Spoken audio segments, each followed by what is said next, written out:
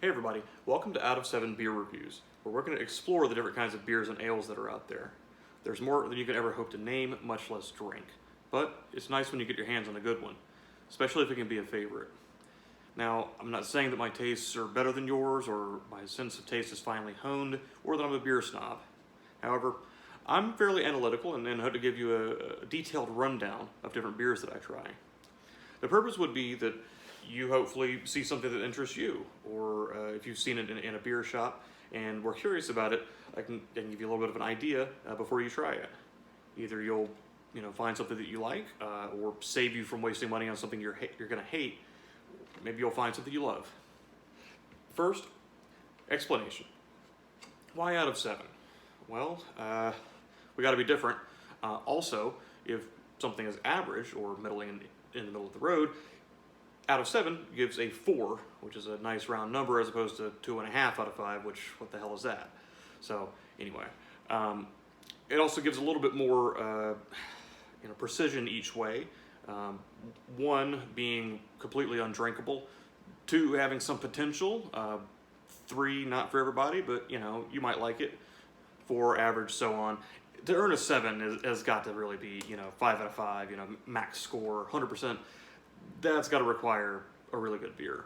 We're gonna give a rundown of different categories to describe the beer, from the visuals, the taste, the style, the X factor, which something that might set it apart from different beers.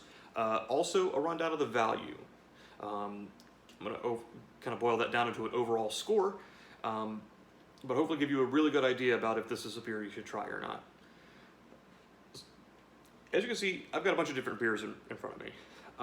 I go wild at the beer store, but I also like a variety to a degree within styles. So I pick up one-offs every now and then to try. They may not all have equal availability, but you may see something that you've been able to get your hands on. I'll tell you where I found it, and if it's fairly common, if you could find it. If not, I'll try to keep it to beers you will actually drink. For example, this guy is a little bit on the rare side. This you could find at your Harris Teeter, and a few of these have been popping up with greater and greater regularity. But let's dive into the first one that I want to talk about, and that is Prairie Artisan Ales Rainbow Sherbet.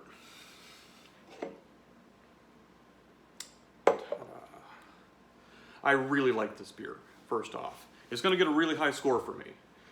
Let's talk a little bit about it first. At first glance, we've got a very colorful can. Very cartoony, kind of rainbow theme. People is seeing a little cartoon people sitting in futuristic cars in a traffic jam, it appears, but they're all having fun. If you look at there's like little scenes, and they've all got something going on. So this artwork is very fun, very festive, and automatically kind of sets it apart, and it's eye-catching. Prairie Artisan Ales is a company out of McAlester, Oklahoma. I checked them out online. They don't have a very large selection, but they boast some very innovative flavors. Another very notable one that I may review later, Vape Tricks, is aged on cherries, which very similar approach to what this beer, which I'll talk about later.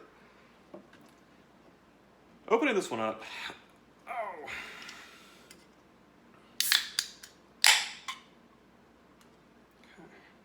give it a little pour here.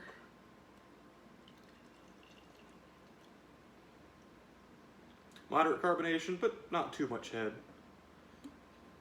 And as we drink this more, we're going to start questioning how much beer quality it really has to it. You can see it's pretty hazy. I don't know if you can see that. It's rather, not quite opaque, but not much light's getting through. The smell is very citrusy. And you really can't tell if it's probably a combination of orange and lemon, a little lime, just everybody in there. Why not? It's called Rainbow Sherbet, which you'd think is an artificial flavor.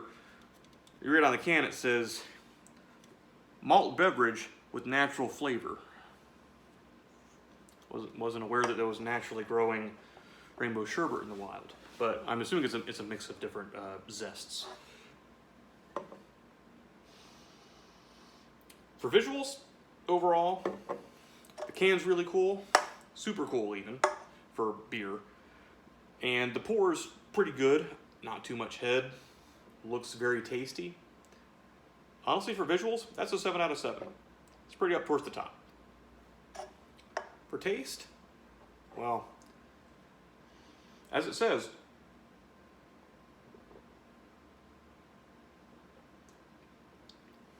you get a taste of rainbow sherbet very clearly coming out.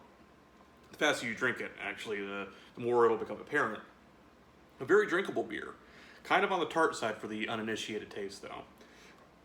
If you're not used to sours, you may not want to start here, but if you're used to sour ales and gozes, you're probably going to like this.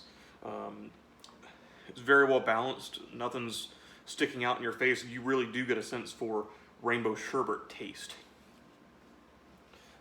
For style, it's definitely a sour. It's very, very sour, but maybe too much so for all tastes. I find it highly drinkable. Not all may. For taste, I will give it a 6 out of 7 because that very clear rainbow sherbet is coming through, and I find that a very, very nice taste. Something that is very drinkable, very alluring in a beer. Let's take another sip.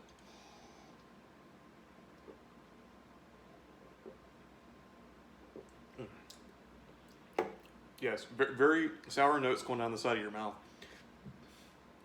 I forgot to mention, sours usually run lighter than the ABV level. This is running about a 5.2, which is rather good. It's in the range for a normal beer, a little higher than most sours, but you don't really get a sense of booziness with it.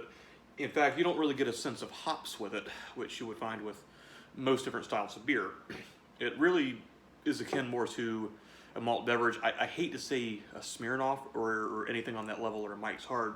It's definitely much more high quality. It has other beer qualities that set it apart and doesn't have the artificial, thick, sugary feel to it. In fact, even though this is a rather sweet beer as well, it doesn't really reek of being loaded with sugar, just natural flavor. We've got some pretty high scores so far. We moved to X Factor, which for me is something that will set it apart from other beers of its type. And I can definitely see lots of beers incorporate lemon. Lime is a very, very popular flavor for sours right now.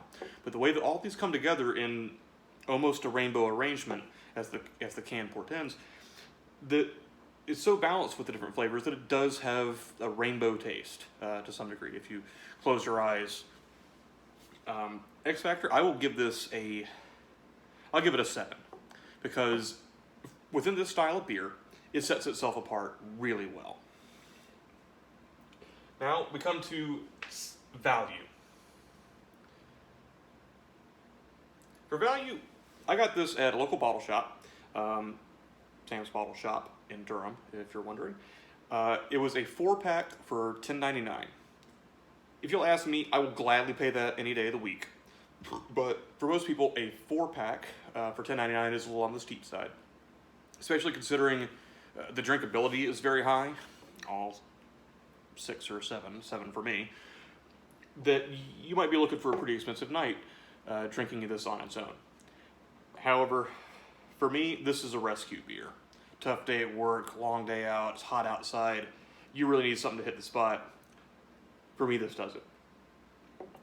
Mitigating all those factors, this gives about a 5 out of 7 on value alone. That is just strictly within its style of beer, how much you're paying for how much beer. It's definitely over average. It's definitely worth buying, but some people might not be able to spring for the 4-pack all the time. I always buy 2. Overall, this beer is a 6 out of 7 for me. That's pretty high. I don't mean to set off so high, but it is a beer that I enjoy drinking so much that I wanted it to be the first one that I show. I usually buy 2 4-packs every time I go. There was one time, briefly, when it was first introduced at this shop, that I bought a 4-pack. Next time I returned, and they were sold out. I got super worried. I was like, oh no, they're going to discontinue this beer. But no, they learned, they stock it well, and they know when I'm coming. Overall, Prairie, Artisan Ales, Rainbow Sherbet. 6 out of 7. Go try it. You'll probably be able to find it. Other beers that they make include Vape Tricks and Slush. They've got a few others, but I haven't seen them out yet in this region. They have similarly cool little cartoony cans that you might actually find neat on their own as art. But I definitely encourage you to try these guys out. I appreciate you guys hanging in there for my first out of 7 beer review. Cheers.